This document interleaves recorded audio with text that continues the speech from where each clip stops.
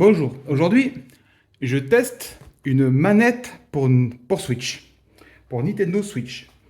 C'est une copie de la manette Pro. Pour rappel, la manette Pro c'est environ 75 euros sur Amazon. Et j'en ai une qui est là, celle que je me sers habituellement. Et là, sur AliExpress, j'ai trouvé un clone de cette manette Pro. Donc, petite boîte, elle est compatible Switch, euh, PC, PlayStation 3 et Android. Et je pense qu'elle est compatible Switch uniquement via Switch via hertzien, donc sans fil, et les autres avec fil. On regardera de suite la notice. Donc je la déballe. Et ah oui, précision, 75 euros, 10 euros et frais de port inclus, je l'ai pris. Donc 10 euros en provenance de Chine avec les frais de port. Donc je sais pas ce que ça va donner. Je crains le pire. On va voir. Ah oui, et cette couleur, c'est pas cette couleur que j'ai pris, c'est une couleur bariolée au moins, il n'y a pas de câble USB-C. Bon plan. Bon point, je veux dire. La notice, en chinois et en anglais. Ah non, elle est compatible donc.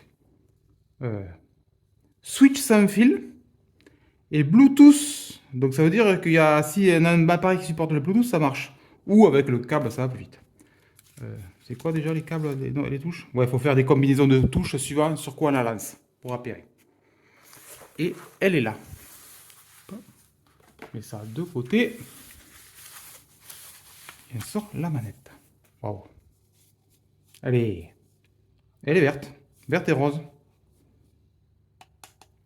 Non, ça va, les plastiques sont épais, mais par contre, elle est plus légère que la vraie. Les plastiques, étonnamment, sont de bonne facture. Je sais pas si vous entendez, mais ça sonne pas creux. Bah, c'est étonnant.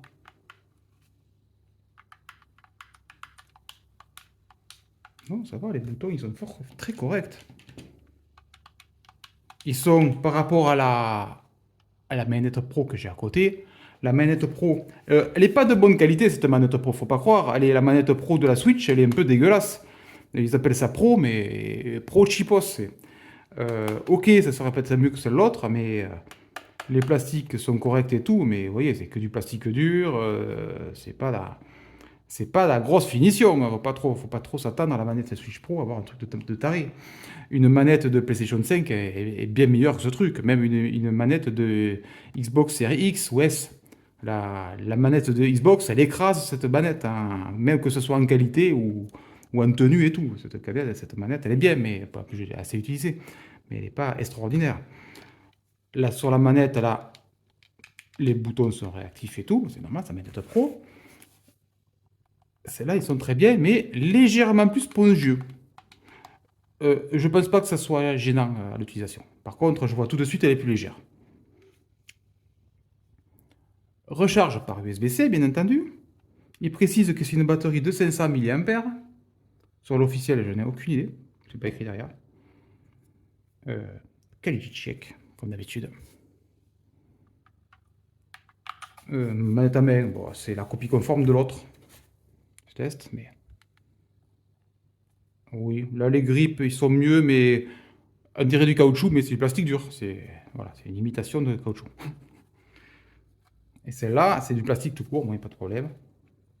À manette, c'est la même. À main, c'est exactement la même. Il n'y a aucune différence. La différence, le poids. Les plastiques, un petit peu mieux, mais pas de grand-chose de mieux.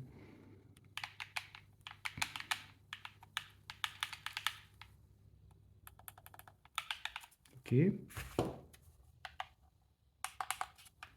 C'est un peu plus raide. Elle est neuve. L'autre, elle a marché. L'autre, elle a servi. Donc,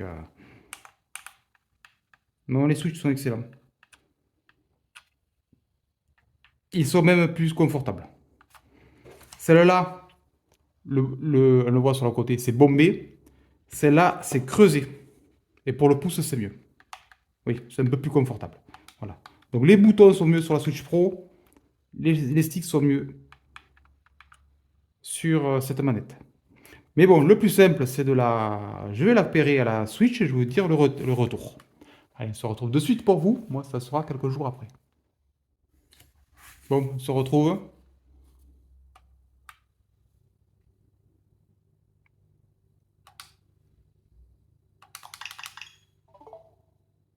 Aucun problème. Souvent, avec les manettes Switch, on les achète, il y a déjà du drift à neuve. Bon, rien de grave, il suffit d'aller dans calibration et ça rectifie immédiatement le problème. Celle-là, pas besoin. Elle a marché direct, sans calibration. J'ai joué à, ben, voilà, à Zelda, le bon vieux Zelda. Et non, rien dire. Franchement, même les vibrations sont un putain de puissantes. C'est assez. Oui, parce elle a les vibrations haptiques dessus. Elle les a haptiques. Celle de la Switch. Il y a les vibrations dessus sans problème. Donc, non, rien à dire. Et j'ai dû jouer pas longtemps parce que quand je joue 1 heure, c'est le maxi. Après, je passe un jour d'après. Mais j'ai joué 4 5 heures dessus et la pile n'a pas de problème, aucun problème d'autonomie. Donc, elle se charge. Je l'ai chargée avant de l'utiliser. Et pour l'appairer, il faut aller dans Paramètres. Je sais plus où c'est. Manette et capteur. Voilà. C'est changer le style, l'ordre des manettes. Je ne comprends pas ce nom. Donc, changer le style, l'ordre des manettes, c'est ajouter de nouvelles manettes. En gros, c'est ça. Et dès qu'on rentre là-dedans, il suffit d'aller sur la manette, de faire, quand elle est éteinte, B et Home en même temps. Et un peu, ça la perd à la Switch en hertzien. Et ça marche super bien. Comme vous voyez, il n'y a aucun délai. La manette Pro est mieux. Oui.